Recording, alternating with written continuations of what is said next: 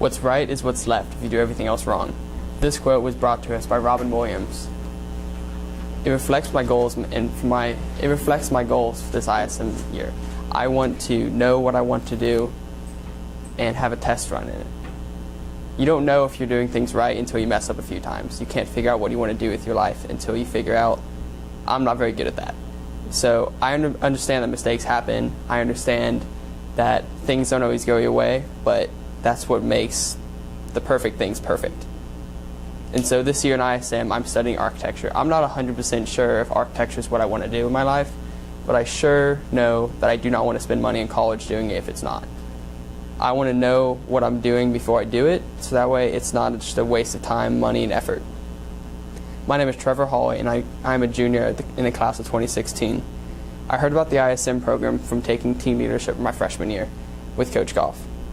And she described it as the best class in the world with the best experiences possible and everything available to me as a student so I can learn and become a better person. I would like to believe that I'm independent, hardworking, and loyal to the people who have earned my trust. The people who have my top priorities in life, my friends, my family, everyone. I was born and raised Catholic, and that has shaped me into the person I am today. I understand what is needed of me, and I just want to help people more than probably anything else. This year in ISM, I will be investing my time into the study of architecture and structural design incorporated in it. Since I was a young boy, the way buildings are constructed and brought up has always amazed me, from blueprints to masterpieces. Architects are responsible for the beautiful buildings from past and present. Therefore, the idea of designing structural art that has found its way into the dreams of my future life.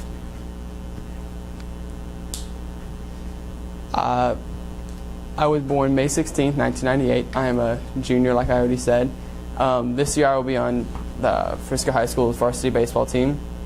I have 3 brothers and 3 sisters. I only have 2, I guess, paternal brothers who are actually blood line related to me, and I have 1 stepbrother and 3 stepsisters.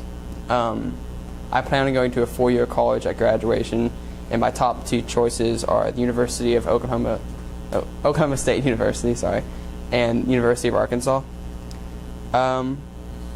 So, like I said again, ISM is essentially for me a test run. It's just so I can get my foot in the door and figure out what I want to do. For this year, my mission statement is to gain knowledge and skill needed in a successful life, and to practice the many parts of architecture in today's world, to help the public to live and work in a safer, more economic, and more attractive buildings. So for that, I essentially mean I want to figure out why it is people want architects and why it's such a big deal. No one wants to live in a shack if they can live in a mansion, right? That's all that people care about. So I had a total of 5 interviews over the course of the ISM first semester. And my first interview was with Luis Gomez, and he was actually introduced to me by Coach Goff as being a past mentor in the ISM program.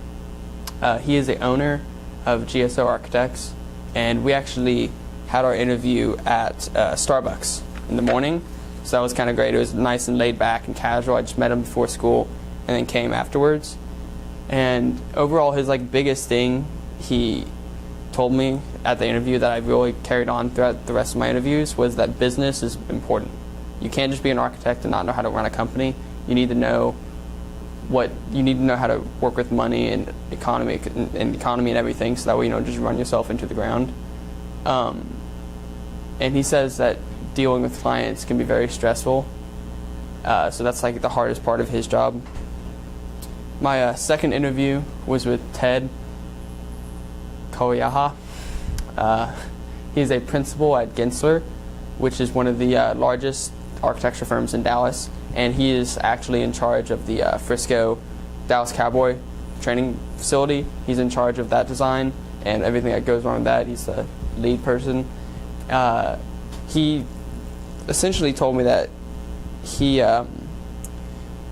days are never the same. He can work on 6 projects at the same time and then do emailing someone all one day, and the next day just be doing everything possible in the other direction. And the hardest part for him is just learning how to design things in a costly manner and just work on maybe scaling down your dreams and ideas to make it fit for like an actual possibility and not just lose all the money. And a funny story with my interview with him, I actually scheduled to interview the Houston leader at Gensler. So I thought he was in Dallas, and I scheduled to meet with him, and he thought I was in Houston. And so I drove up to the Dallas Gensler building, and he was in Houston. So that didn't work. So I rescheduled with him like 2 weeks later, and with the actual guy I was supposed to go with. So that was really embarrassing. Next was Ryan Rasmussen, and he was actually a surprise interview right after with Mr. Karyaha. He actually graduated from Frisco High School 6 years ago, and he went to UT Austin just before, and he graduated 4 months before I interviewed with him. So it was his first job outside of college. So he was he's very nice, very personable and everything, but he just didn't have much experience in the field. He worked on the very low scale projects, and he was just kind of the whipping boy of the company. Everyone just threw whatever they didn't want to do to him, and he just didn't do anything really big, but he knew what he was talking about. So he gave me perspective onto what someone who's just starting in the field might be doing. So it was good insight. And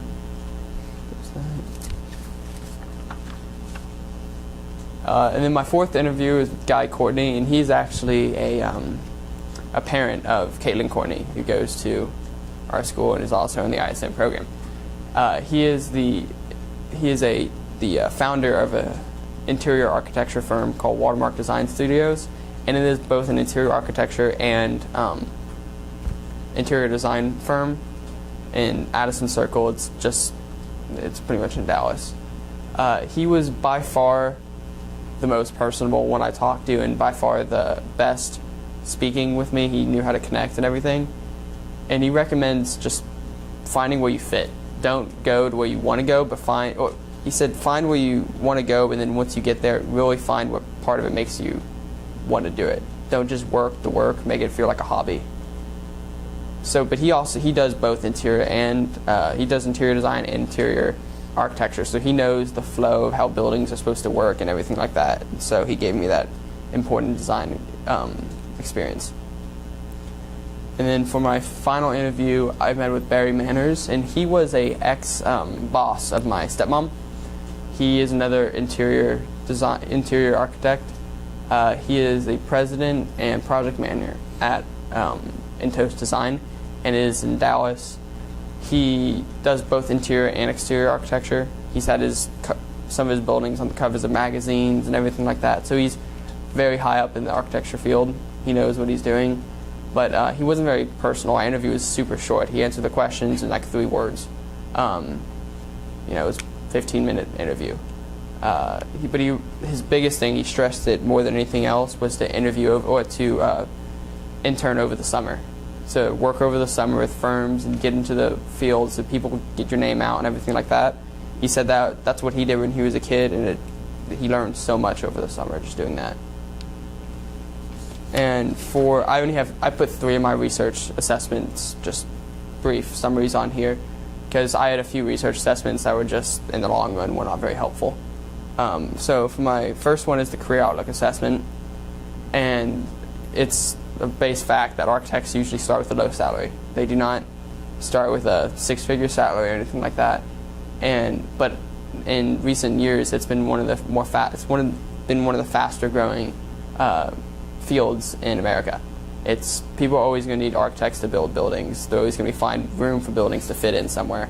They're never just going to stop building and just, and interior architects on the plus side always have time to renovate. That's what they do for most of their job. They renovate houses, they renovate anything. So it's a big part of that field, and so that people are always going to want to improve their life, and that's what they can do.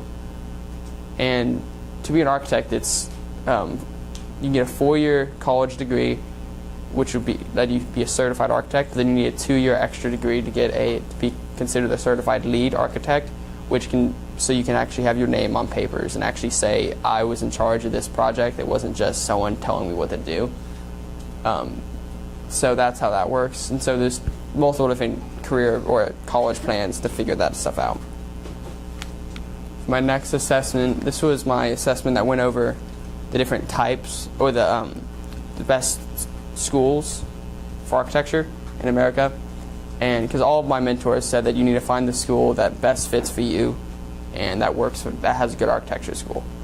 And coincidentally, Arkansas, one of my top school choices, is ranked 15 in the country for undergraduate architecture school.